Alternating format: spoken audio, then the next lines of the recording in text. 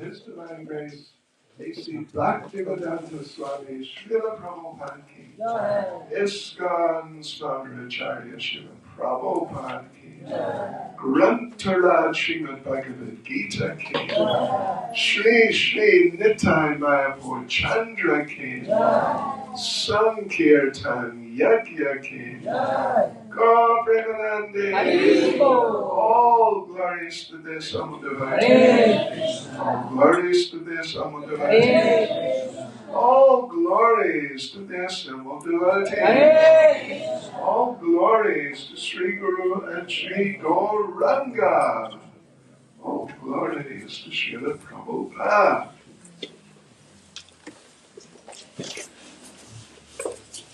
So Hare Krishna devotees, one and all, and we have been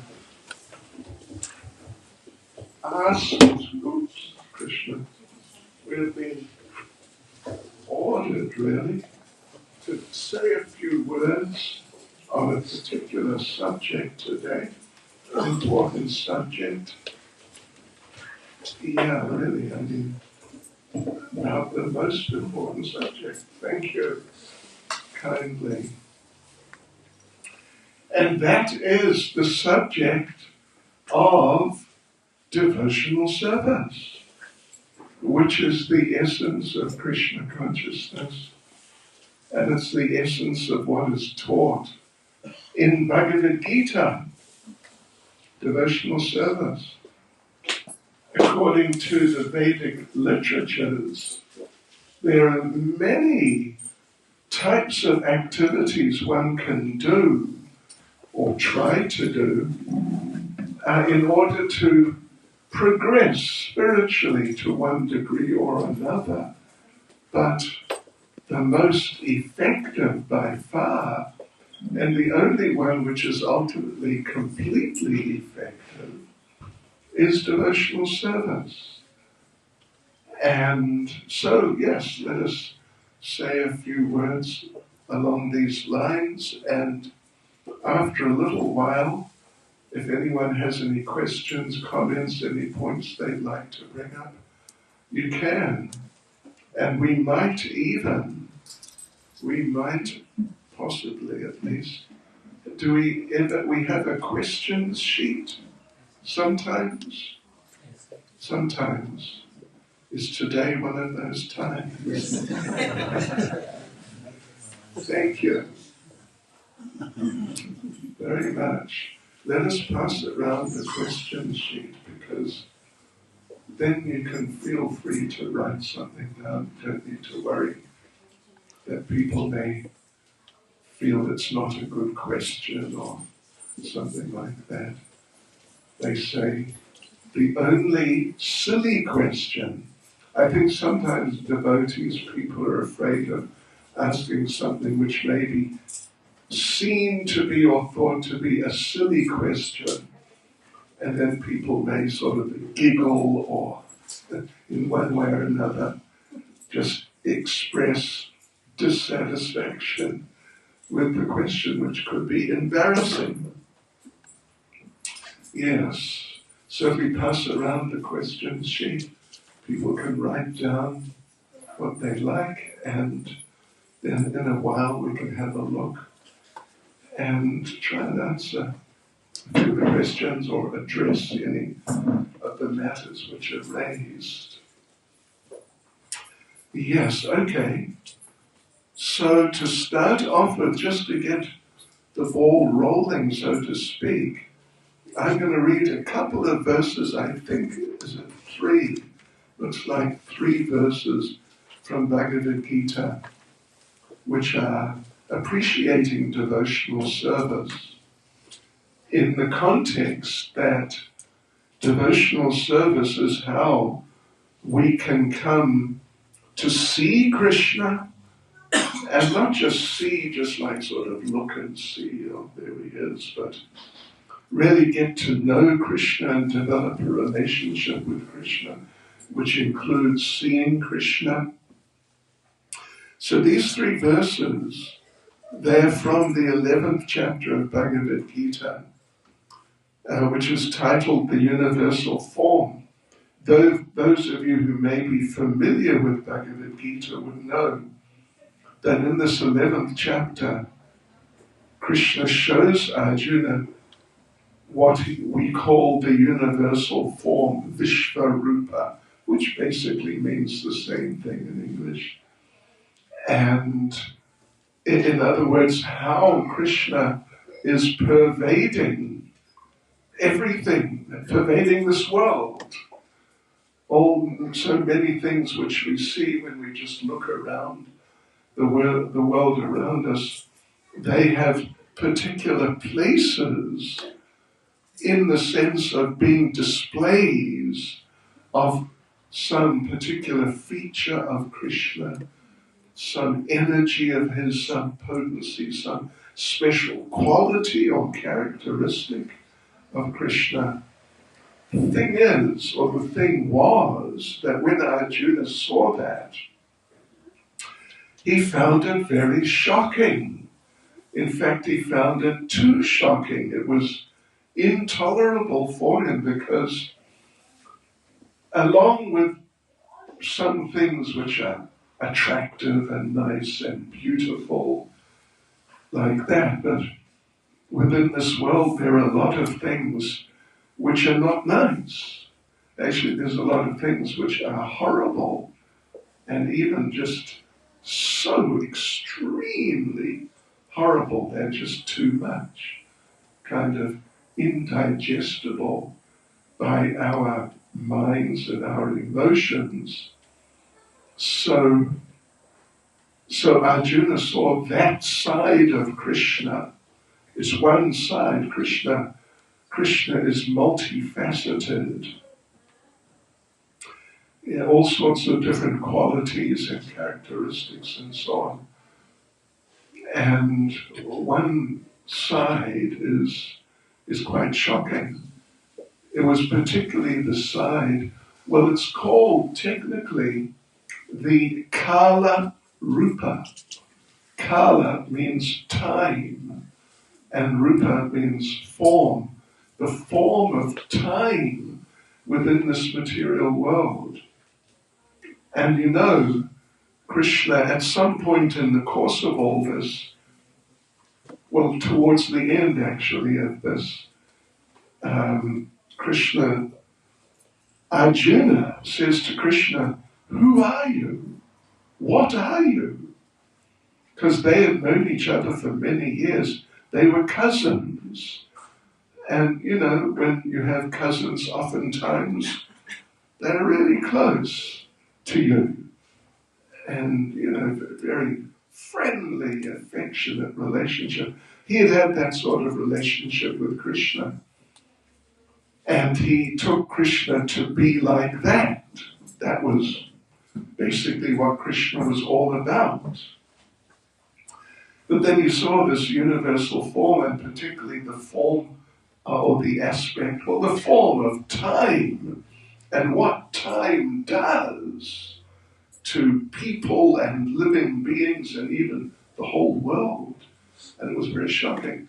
So therefore, Arjuna asked Krishna that, you know, I thought I knew you, but now I see these aspects of you, and I understand I didn't really know you very much at all. Who are you? What are you? And Lord Krishna replied, Kalos me, lokakshaya krit pravrita. Kalo, I already mentioned Kala means time. Kalo, asmi is the Sanskrit form. Asmi means I am. Asmi, yeah, I am. Asmi, asi, asti, he is. Asi, you are.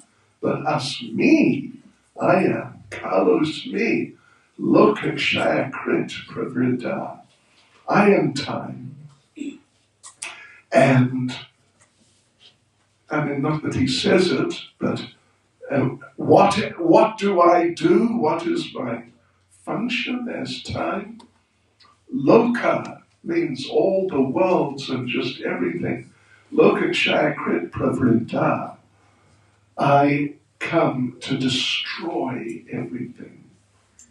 And then Arjuna sees some of this destruction. Wow. And it's really extreme. So, and when you're young, looking around, so many young people here, younger than 60. You're younger than 60. Oh, young! A youngster. Wait till you get to be more than 70. Well, there's a saying amongst elderly people, old age is not for sissies. And I can confirm, wow, it's just really not for sissies. Gee whiz. Yeah, okay, anyway. So these verses then, because what happened was, Arjuna saw that form or those aspects of the Vishvarupa. Vishva meaning universe or universal, and Rupa meaning form. And then he asked the question, Krishna answered as we said, and then he said to Krishna, can you please stop showing me this form? It's too much. In fact, Srila Prabhupada commented that, not directly here in Bhagavad Gita, but elsewhere, Prabhupada commented that Arjuna was a warrior, a professional warrior, not just professional, but that was what he was. He was a warrior and he lived like that. And therefore he had fought in many battles and, destroyed and killed many people. Yes. And in very dramatic ways. We don't really know how many, but probably was thousands. Cutting off their heads and cutting people in half from the head down through between the legs. So I shouldn't talk about it, should I? I don't want to put you off your lunch. Nice lunch. But really just very extreme. Right. So yeah, when you're young, it seems like life is kind of open-ended. It's just going to go on and get better and better. Yes. But little do the young people really know, like clearly know, that things start to deteriorate. Things start to deteriorate after, what would you say? 20, I heard like after 28, all the rugby players and what was his name? Mr. Bolt, Usain Bolt, fastest man in history apparently, but he retired when? I don't know exactly, but maybe around 30, because things start deteriorating. And it's just a downhill slope, gradual and then less gradual and then out the door. See you next lifetime. So Arjuna asked, can you stop showing me this form? It's too much. And he actually asked Krishna, can you show me your forearm form? Which Krishna did. And then he said, actually I'd appreciate it. Can you show me your two-armed form? Which is like Krishna's natural form, who Krishna really is. And Krishna showed him that. But Srila Prabhupada made the comment that Arjuna had seen so much, just extreme violence and destruction of people. Yeah. you could say he was kind of used to it. So Prabhupada makes the point that therefore, when Arjuna saw that universal form, he did not have a heart attack. It had just been one of us, just some kind of more ordinary type of person, and we had seen that, it would have actually been too much, and we would have lost it and had heart attacks, possibly lost our lives just through the shock of it all. So, but then Krishna showed the two-armed form, and he made some very important comments about that form and about seeing that form and about serving him in that form, two-armed form, which we will read about now, a few verses. First of all, though, please repeat after me.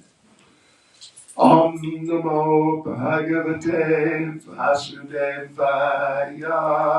Om Namo Bhagavate Vasudevaya.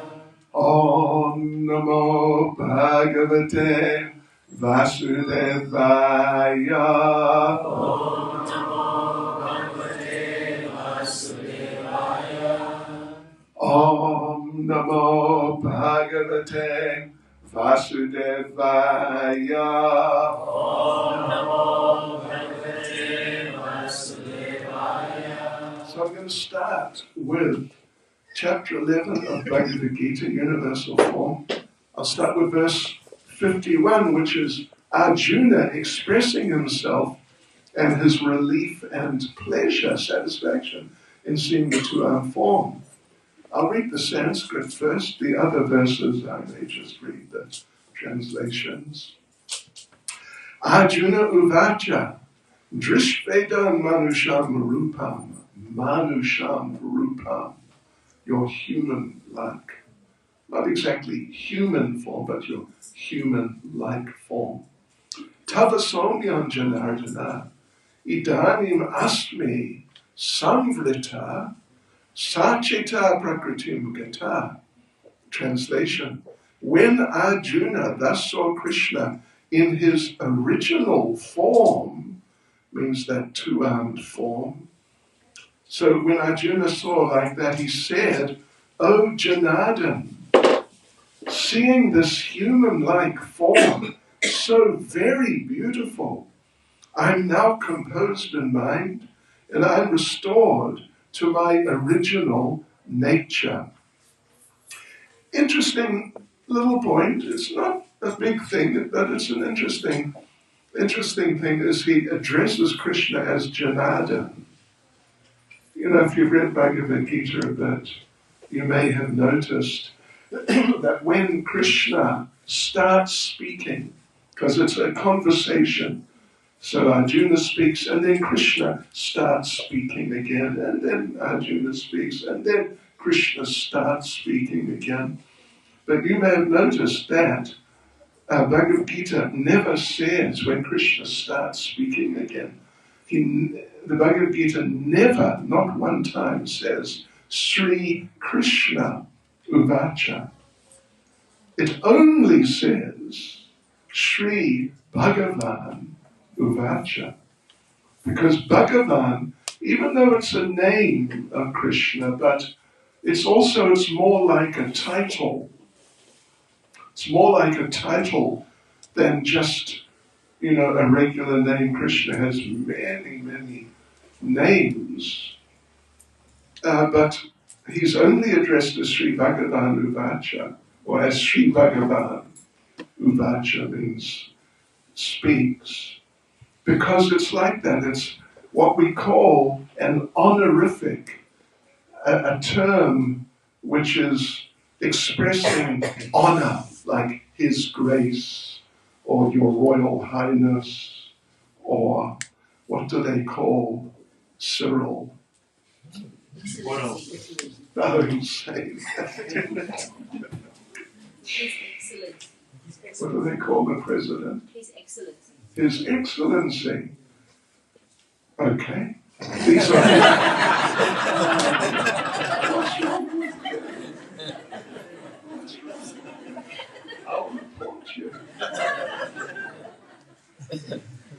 Anyway, the thing is, these are honorifics. When our Cyril goes home in the evening, and I assume he's got a wife, and she doesn't say, Your Excellency, Your Excellency, you haven't taken out the rubbish. Yeah, the people are coming tomorrow, can you take it out now? So Sri Bhagavan means, Bhaga means opulences, and Van means one who possesses. He's the one who possesses all opulences. Whereas Krishna is more like a name, like Cyril, for his excellency. Yes. So, yeah. Anyway, that's an interesting point, isn't it? Think about it. It's a very interesting point. Right, so this term Janardhan, it has two meanings. One is more or less like maintainer of the jana. The jana means the citizens. But the more common meaning is the one who kills all the living entities, jana, all the living entities.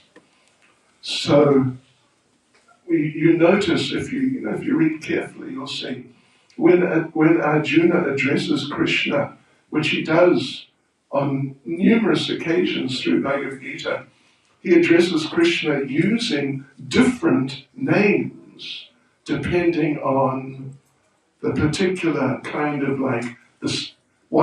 specific point he's addressing. Yeah, and the particular nature of Krishna, which may be related to the particular point he's trying to bring out about Krishna. So here Arjuna says, O Janardhan, that O destroyer of the people. Yes. So seeing this human-like form, which is very beautiful, I'm now composed in mind, and I'm feeling normal, stable. So then Krishna responds in verse 52, or begins responding, and guess what term Bhagavad Gita uses, devotees and friends? Guess what term? When it's said, now, okay, here is Krishna now speaking. Take a guess. Go on, come on, I already told you. Sri Bhagavan Vacha. That's what it says. Or that's what Vyasadeva says, because Vyasadeva compiled the Bhagavad Gita. Sri Bhagavan Vacha Sudurdarshamidam Rupam Drishtava Nasiyan Mama Deva Apyasya Rupasya Nuyam Darshana Kanchina. The Supreme Personality of Godhead said, My dear Arjuna, this form of mine which you are now seeing, two-armed form, is very difficult to behold. Even the demigods are ever seeking the opportunity to see this form, which is so dear. And verse 53, I'm going to read verse 53 and verse 54, which is the last verse in the chapter. I'll just read the translation here. So again, it's Lord Krishna speaking. The form you're seeing with your transcendental eyes cannot be understood simply by studying the Vedas, nor by undergoing serious penances, nor by charity, nor by worship. It is not by these means that one can one can see me as I am. And verse 54, my dear Arjuna, only by undivided devotional service can I be understood as I am, standing before you, and can thus be seen directly. Only in this way can you enter into the mysteries of my understanding. Could you please, if your phone is still on, could you switch it off? Or, whatever, something to that effect. I had one experience in Durban in our temple there in Chatsworth where I told everyone, I sort of wagged my finger at everyone and told them, turn off your phones. And next phone that rings, I will confiscate. Seriously. And you know what happened? 5 minutes later, my phone rang. In the middle of, 500 people. And they really laughed. Anyway, such is life, I got a phone. Thank you. It's better than what have I got? I just got a few days ago an iPhone 15. Is it better than that?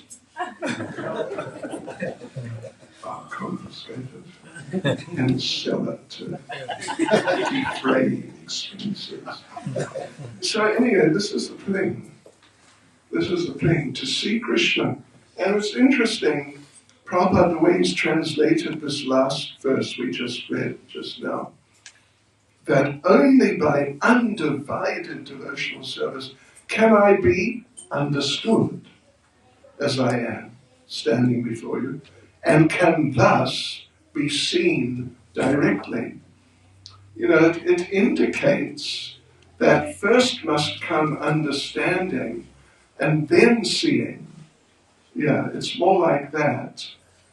I mean, it does happen when Krishna's present on the planet that some people see him, and usually they're quite struck, because he looks very extraordinary, looks very beautiful, extremely beautiful, actually, among other things, but particularly beautiful, so beautiful that even sometimes people, when they see him, they faint, because the beauty is just so overpowering. I don't think we've ever had an experience like that. Or did any of you have the experience that someone saw you and fainted? Show me up. Did it happen to you? Did it happen? Just once? Not yet. Still working on it. Okay. Yes. So there are cases where people have seen Krishna and not understood him, but then they did come to understand him, and it developed into a real transcendental relationship. But they're in the extreme minority. They're really in the extreme minority. The general point is that, first of all, people have to understand, and then they can see, and then the seeing will be substantial, be meaningful, and there'll be a much greater depth to the seeing. So that's just an interesting little side point. Only by undivided devotional service can I be understood as I am, standing before you, and can thus be seen directly. Only in this way can you enter into the mysteries of my understanding. And Lord Krishna makes the same point or similar points, you could say essentially the same point in different places in different ways.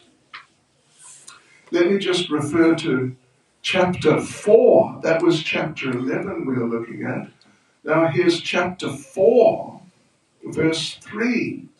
Lord Krishna says, Sa evaya maya tedya yoga prokta paratana bhaktosi me sakha cheti rahasyam hyetad uttamam That very ancient science of the relationship with the Supreme is today told by me to you, because you are my devotee as well as my friend, and can therefore understand the transcendental mystery of the science.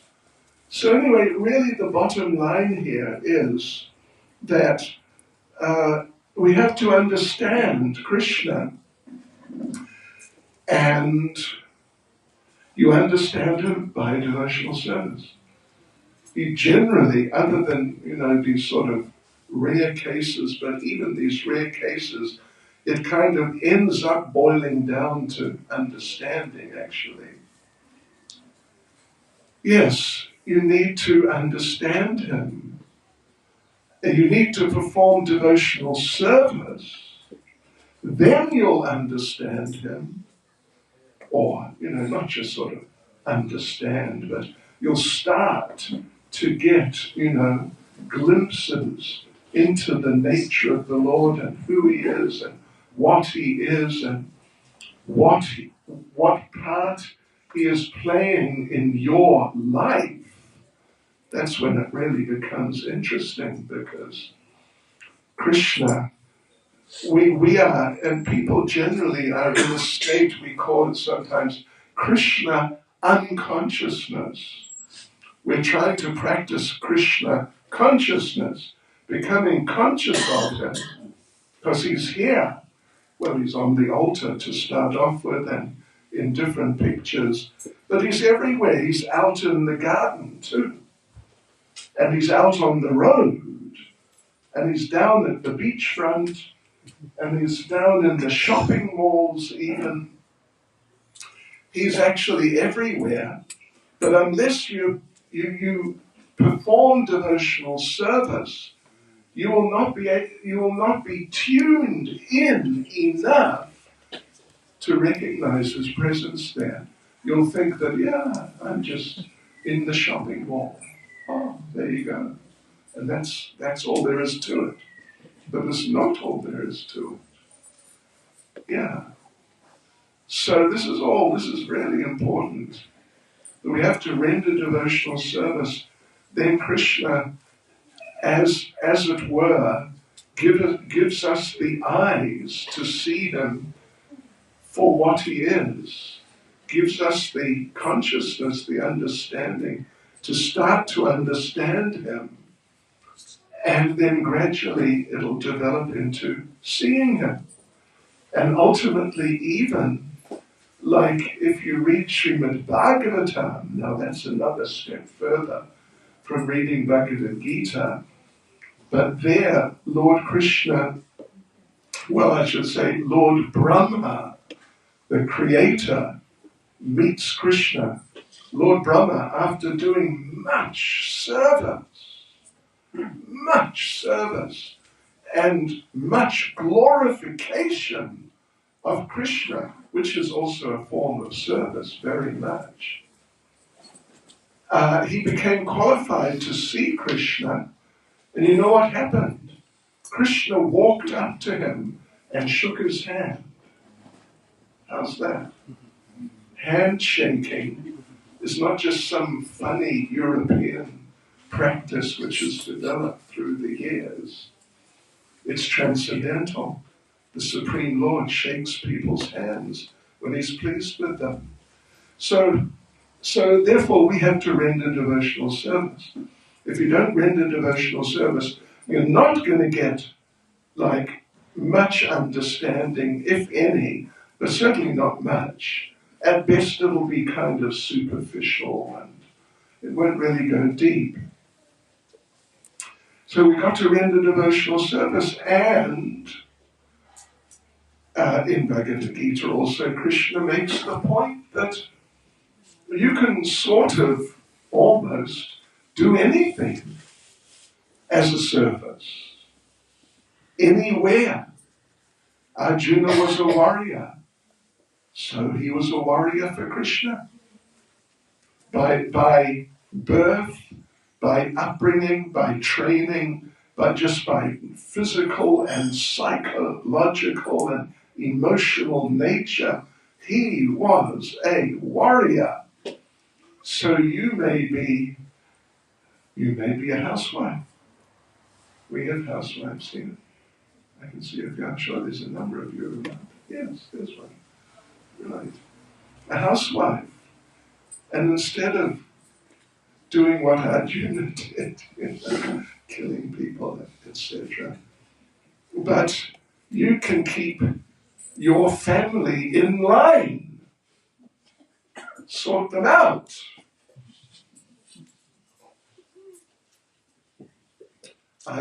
Years ago, it was quite some time ago, I read something which said, in your house, if it lies around on the couch all day and doesn't really do much, unless it's time to eat, then either it's your dog or you married it.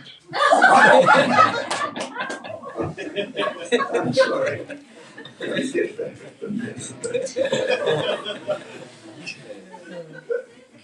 It's just a joke. Don't panic. So yeah, if you're a housewife, you got to train the children. My Lord. You really got to train the children for their own good and sort of your own sanity, and got to keep the place clean, and hopefully you can cook nicely, because the way to a man's heart and his wallet is through his stomach. Whoever said that really knew what they were talking about, because it's true. And you can make your house Krishna conscious. At least you can have nice pictures around. I mean, after all, this used to just be a house. This is not a purpose-built temple at all. It was actually a hotel. Yeah, going back, we took it over, I think it was 86. So, in your home, make your home Krishna conscious. And instead of everyone sitting around watching television, have a Krishna conscious program in the evening. Yeah, nice. Do it nicely so it's attractive and interesting and not kind of, oh, we're going to read Bhagavad Gita again. Oh.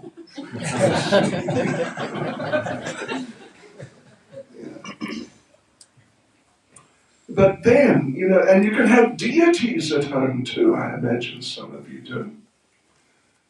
But interesting point, you have deities at home, and, in the great majority of cases, not all, but great majority, the standard of looking after the deities at home is almost inevitably, due to force of circumstances, a lower standard than the standard of the worshipping of the deities in the temple.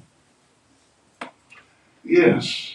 I mean, here it's relatively simple in the temple also. I mean, not that simple, but it's kind of on the simple side compared to, say, like in Durban, Radharatna particularly, or in Joburg, Nitai Gaurahari. The deities are dressed twice a day and offered food 6 times a day and offered arti 6 times a day. Young man.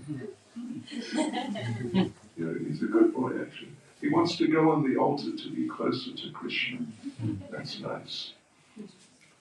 Yeah, so there, that is really a higher standard.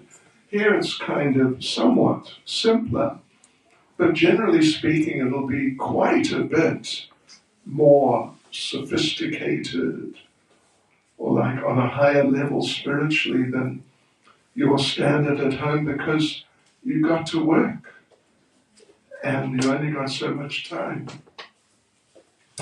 So therefore, it's beneficial. I'm just mentioning deity worship as an example, But it's very beneficial to do service in a temple, which means the whole place is being very specifically organized and managed, very specifically, like in very pointed ways, specifically for spiritual development, and not just, like home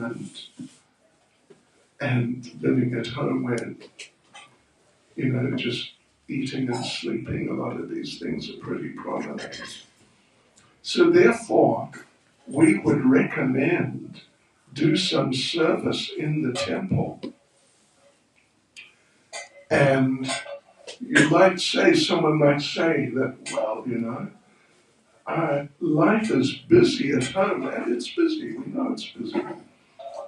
But you get special benefit from doing service in the temple, like serving the deities in the temple, as opposed to serving the deities at home, although serving the deities at home is great, it's wonderful, it's really wonderful.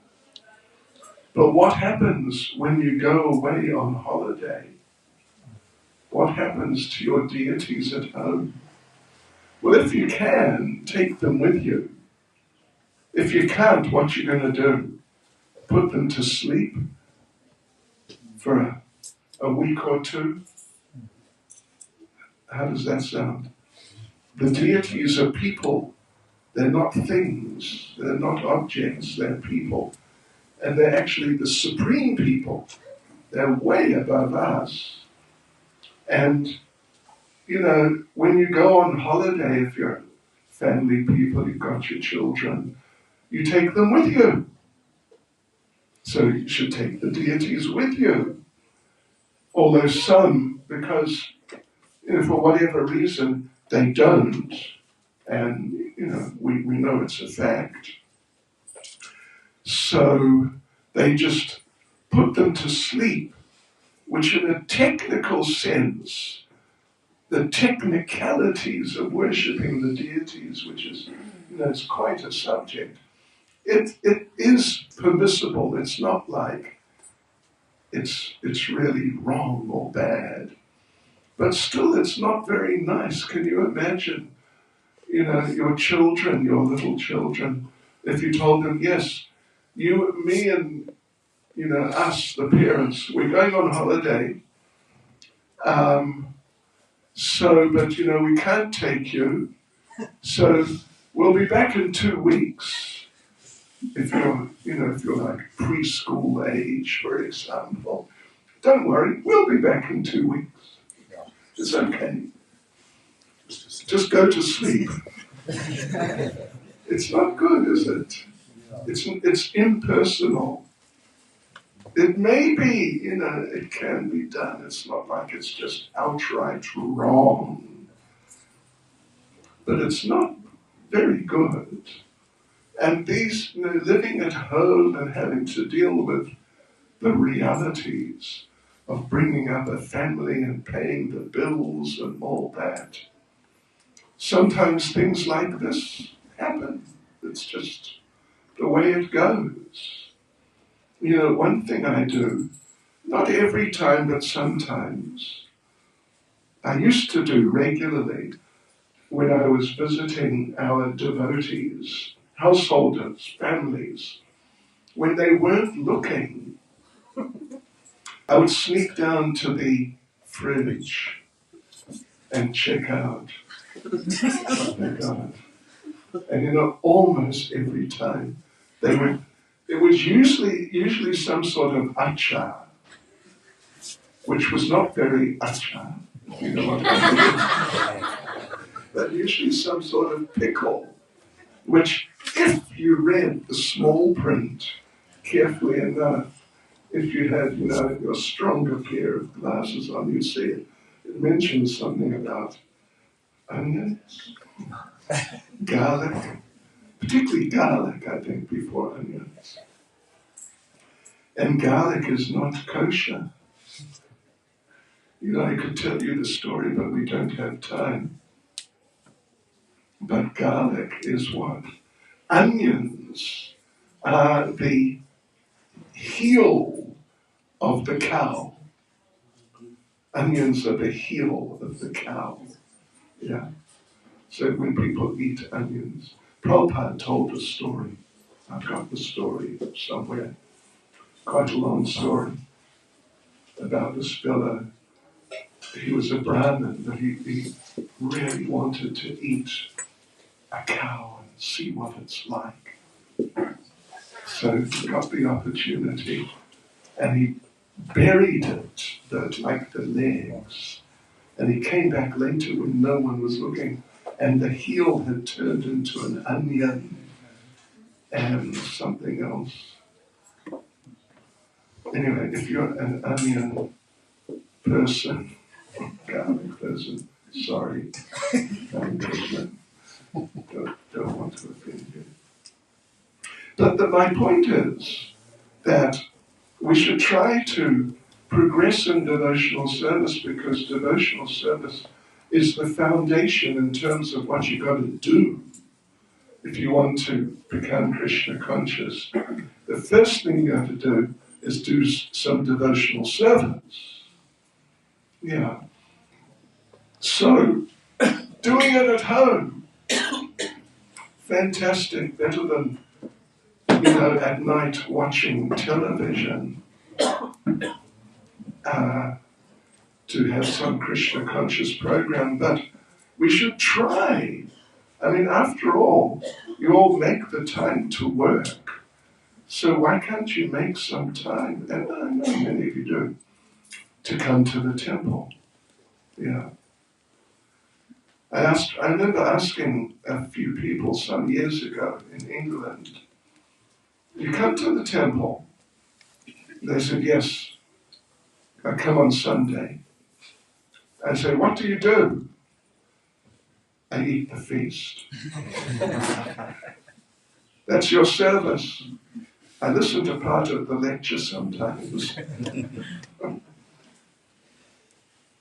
So think about it, see what you can do, because it's just for your benefit, that's all. Because doing devotional service, it's so uplifting and just enlivening in the extreme. I'm going to answer the questions in a moment. Before I do, just let me tell you one little story from my own experience. The very first day I visited a Hare Krishna temple, the very first time, was in Auckland, New Zealand. I was born in Auckland, New Zealand. It was in London, sorry. I ended up in London later on. So I went to the temple in central London, and I went there in the morning sometime, and I was there till the evening, speaking to people, reading some things and so on.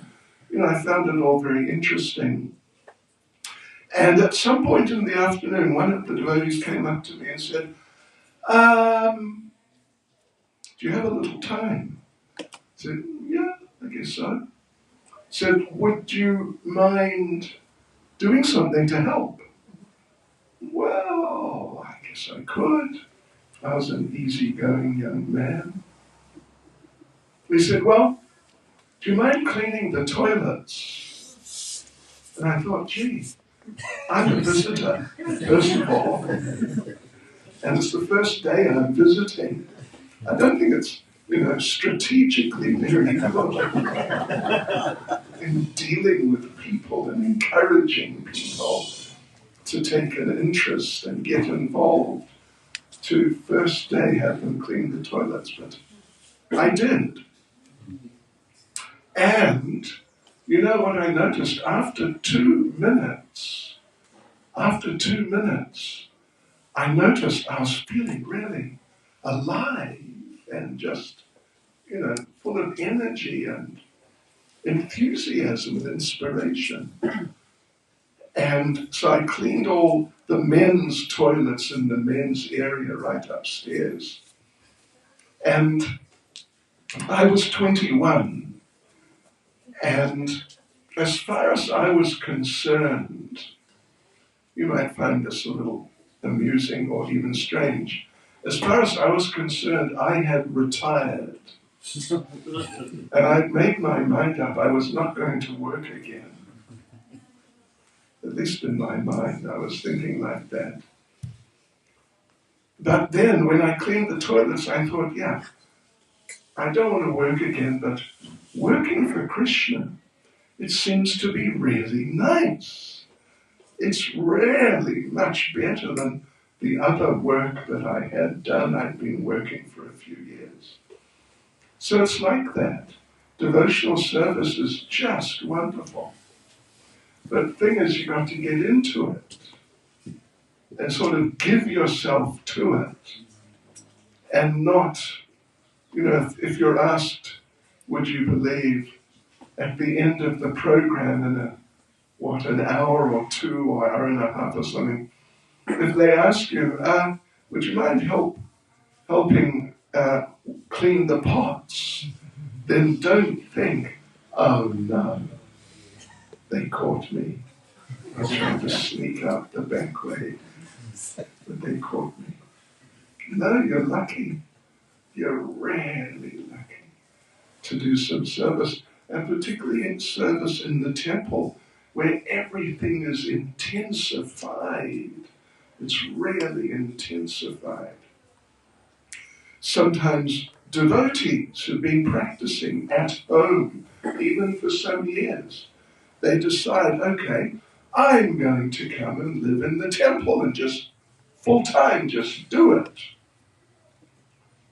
So we tell them, at least I tell them, great idea, I love the idea, but just go and try it out for a while and just see how it goes before you really commit yourself absolutely, because it's more intense living in the temple, in this whole Krishna conscious environment where everything is simply to do with devotional service.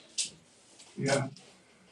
But if you can sort of tune in and acclimatize and so on, it is truly nectar. So there you go. I will now try to answer some questions here. Can practicing any one of the 9 processes of devotional service bring perfection? Or is it recommended to practice all together to attain perfection? The 9 practices are, I'm sure some of you know the 9 processes. Shravanam Kirtanam Vishnu Smaranam Padasevanam Archanam Vandanam Dasyam Sakyam Atmanam Vedam. Got it. Got it. They've all got it. Hearing, chanting, remembering, anyway, there's 9 processes. So, is it recommended, or is it that doing any one can bring perfection? Well, you have not been reading your Prabhupada's books enough, because if you had, you would see Prabhupada, like Nectar of Devotion particularly, he says, just doing any one of them can bring perfection. That's the answer to your question. Or 2, or 3, or 4, or all of them, the more the merrier, as they say. But it's even true, the more the merrier. You'll really be very happy. So do as much as you can. But if you specialize in one and really get into it, it can be enough to bring perfection. How do we become more tolerant to the more gruesome features of Krishna? Well, you can pray that nobody invades South Africa like the Russians have invaded Ukraine, because, quite a few people there have seen people blown to pieces, etc., etc. Yeah. Right. So we certainly hope that Mozambique does not invade South Africa. Nobody laughed. What happened? Or how about this? Zimbabwe invades South Africa. Yeah, so the thing is, the thing really is ultimately, if we really focus on our chanting, particularly our chanting, once we're getting into the way of life, if we focus nicely on our chanting, then we will become more tolerant of everything, even to our own death. It's coming. It's not a matter of if, it's just a matter of when. So, and for most people, their own death is really quite disturbing, very disturbing. But Srila Vishwanath Chakravarti Thakur explains that the very advanced devotees on the level of Krishna Prema, when their death comes, when it happens, it actually happens, in many cases they don't even notice. What to speak of holding on and tolerating it and not getting sort of freaked out by it. But they may not even notice it because they are so transcendental, so above and beyond the influence of the material nature. But, in their cases, after some time, they realize, oh, hey, where did my material body go? Oh, I must have died. Oh, well, okay. Better like this, in a spiritual body. So really it requires Krishna consciousness development, like serious development of Krishna consciousness. Please explain, can regular financial contributions be considered as part of devotional service? Yes, definitely.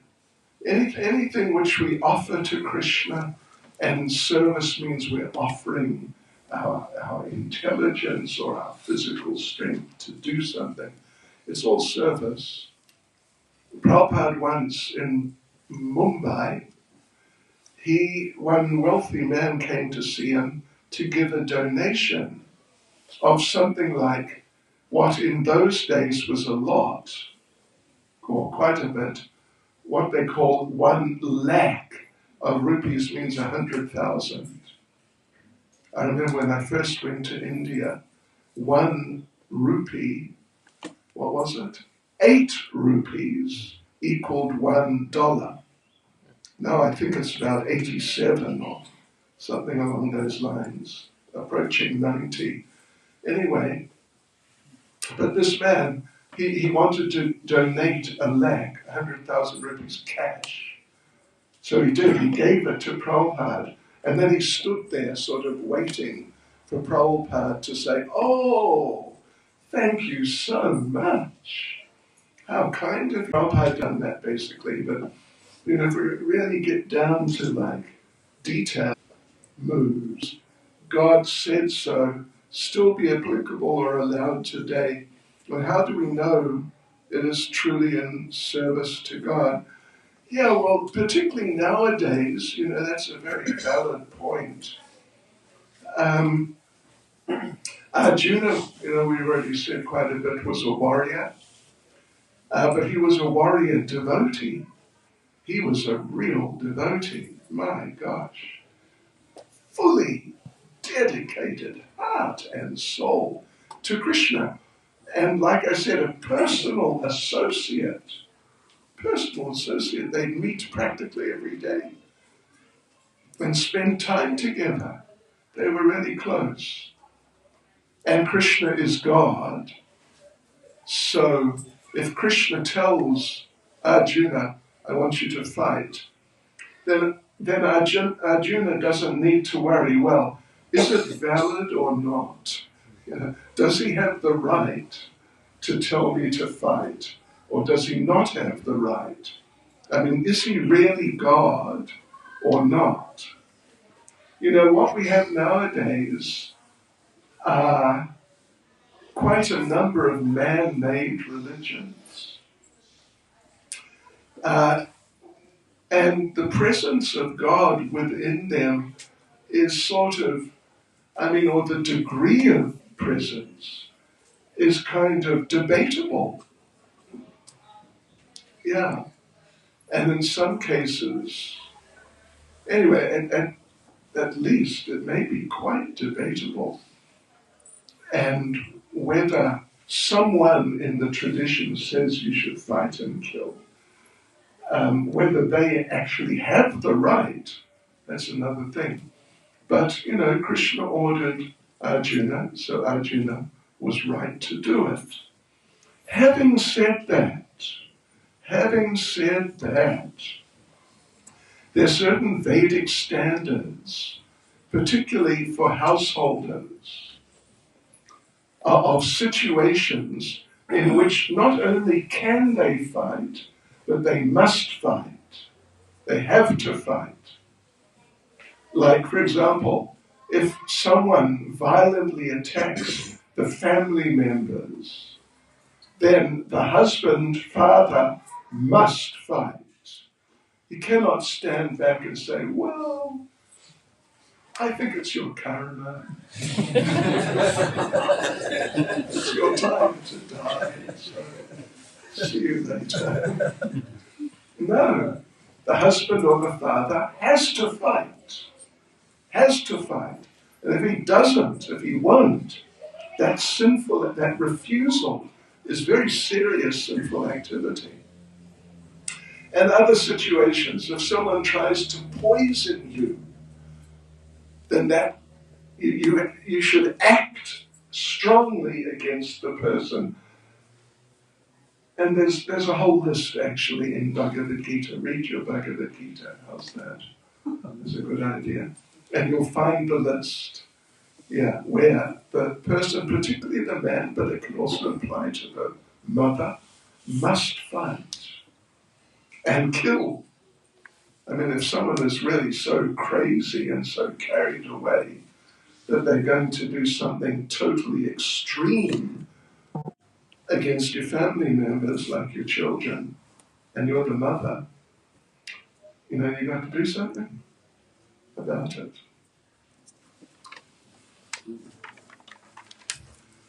Okay, we're almost there. I'm told that we're on earth because we have been envious of Krishna and have fallen down from the spiritual life. But in Bhagavad Gita, Sri Krishna says that one who has attained this planet never returns. So how did we fall from there? If it's envy, then how does the quality of envy exist there as well? Well, there is, if you read Nectar of Devotion, there is transcendental envy. There's transcendental envy, there's transcendental anger, there's even transcendental hatred. These, what are normally seen as being very negative emotions, they're there spiritually. Yeah, they're spiritual versions of them. Yes, so, and Krishna says in Bhagavad Gita, one who has returned to me never returns to the material world. But that's if you returned. But a first time, well, you never know, you might get bewildered. There's transcendental bewilderment too. So these things can get undermined. Even in the spiritual world, we're not like spiritual machines, robots. Press the button and, we just do everything great. We have our minute independence and we may make a mistake. Yes, there are spiritual mistakes. Prabhupada and other acharyas explained that Jai and Vijay, who fell down and became Hiranyaksha and Hiranyakashipu, they had the desire Well, they knew that the Lord, their Lord, wants to fight. He wants to have a really good fight. But when he fights against the regular demons, all he's got to do is like flick, and that's it. They're completely finished. So there's no question of having a good fight with them. So they thought that in order to please him, we should go to the material world and become materialistic, so we actually give him a really good fight. Yeah. Yes. And our acharyas, I mentioned in Prabhupada, they say, this was it was a Krishna conscious desire, but it was a mistaken desire. They shouldn't have thought like that. It was a mistake. But there they were in the spiritual world, thinking like that. And they did that. Yes. So, okay. If the Pandavas, who were all so close and dear to Sri Krishna, all went to hell first before entering the spiritual world, what chance do we have of going back home, back to Godhead at the end of this or future lifetimes? I mean, this is one of our old devotees who's asking these last couple of questions. Yes, sometimes in the lives of the very great devotees, they are put through extreme situations to set examples to the lesser beings like you and me. That this is when if you get into an extreme situation, this is how you should deal with it. For example, the Pandavas, actually, they were banished for, 13 years or something. And they went through a lot of difficulty. But they're amongst the greatest of all devotees. So it's not their karma, it's the Lord making that arrangement, because them, in dealing with these great difficulties and even tragedies they had to face, they dealt with them in the best ways that we can learn from. Even like Sita was kidnapped, and Lord Ram, he vowed to rescue her. And Prabhupada makes the point, he could have just created 100 Sitas, replacement Sitas, exactly the same. But he didn't. To set an example, and this is one for you men. Are you ready? Are you ready? Are you a householder? You are. Listen to this then. That he understood that I have to rescue my wife. And that's all there is to it. Or die trying. Yeah. Got it. It's part of the contract, did you see? When you sign the marriage contract on the next page. Or die trying. Yeah. But he set an example. And it's not even a devotee, he's the Supreme Lord. Set an example for householders. How they have to look after household men. How they have to look after their wives.